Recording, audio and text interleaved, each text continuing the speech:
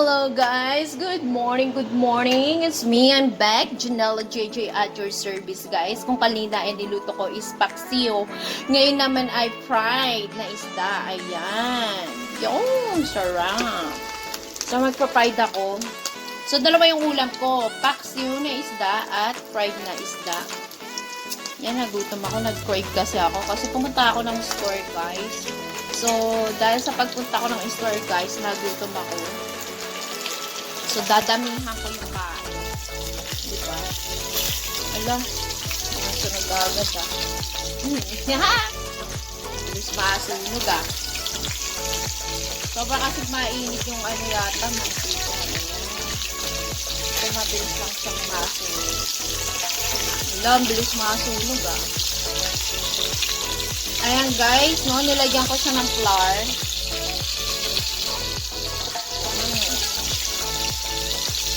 So, kanina, paksiw na isda. Ngayon, fried na isda. Para perfect. Dami kong kakainin na gutom ako. Dahil pumunta ako sa store, guys. No, ayan.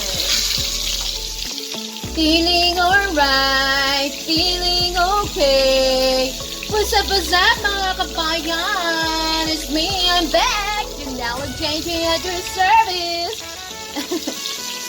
Ayan guys, luto-luto rin tayo pag may time, no? So, it's Saturday, it's my toxic days. Alam nyo naman yan, no? So, kanina nagpaksiw ako ng isda. Ngayon din sinabay ko na para sulit. Minsan lang din naman ako kakain, sulit-sulitin ko na, diba? Ganon din naman yun. Yung, sarap. Sarap. So, ito guys, nilagyan ko ng flour with egg. Para mabilis siyang ma-crispy. Ewan ko sa inyo kung anong nilalagay nyo. Kung naglalagay kayo ng flour lang, tapos walang egg. Para masarap kasi may egg na may flour. Para maganda tignan. Yan guys, no? Yeah, sarap. So, itay na nating matapos. Ganun din naman yun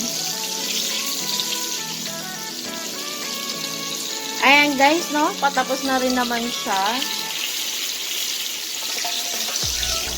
Sarap In fairness Sarap siya guys, no? So, hanggang dito na lang guys. At least, alam nyo na, naluto na rin naman yan. Nang may ma-upload lang ako sa aking video, no? Na fried fish. Paalam! Bye-bye! God bless you more at ingat!